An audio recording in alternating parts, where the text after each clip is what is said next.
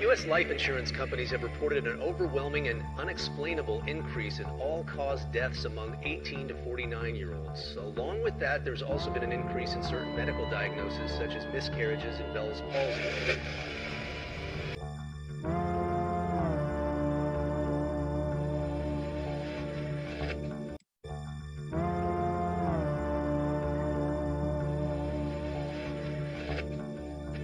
U.S. life insurance companies have reported an overwhelming and unexplainable increase in all-cause deaths among 18 to 49-year-olds. Along with that, there's also been an increase in certain medical diagnoses, such as miscarriages and Bell's palsy.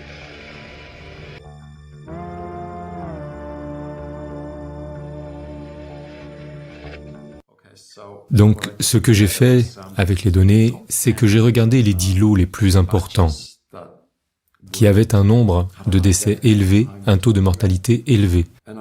Je les ai placés dans un tableau que vous pouvez voir ici. Il y a un numéro d'identification du lot. J'ai donc utilisé notre numéro de lot interne. J'ai compté le nombre de vaccinés dans ce lot.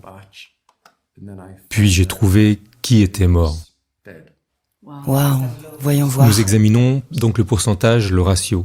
Est-ce que nous savons si les 10 premiers sont tous de Pfizer? Oui, c'est le cas. Et il s'agit du lot numéro 1 de Pfizer. Nous avons vacciné 711 personnes à partir du premier lot, dont 152 sont décédées, ce qui représente un pourcentage de 21% du taux de mortalité. Le taux de mortalité de ce lot. Ils sont élevés. Quel pourcentage devrions-nous avoir normalement? Il devrait s'agir d'un taux de mortalité inférieur à 0,75%. Ces lots concernent tous les groupes d'âge, et non pas un lot particulier pour un groupe d'âge particulier, mais tous les âges. Ainsi, toutes les vaccinations, tous les centres, tous ceux qui se sont présentés ce jour-là, quel que soit leur âge, ont été pris en compte. Tout se répartit. Il n'y a donc pas un lot particulier correspondant à un groupe d'âge particulier. Donc, en regardant le lot numéro 8, le deuxième, 221 injections, 38 personnes sont mortes, ce qui correspond à un taux de mortalité de 17%.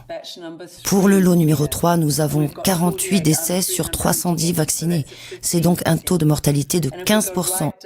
Et si nous descendons dans les 10 premiers, au lot 71,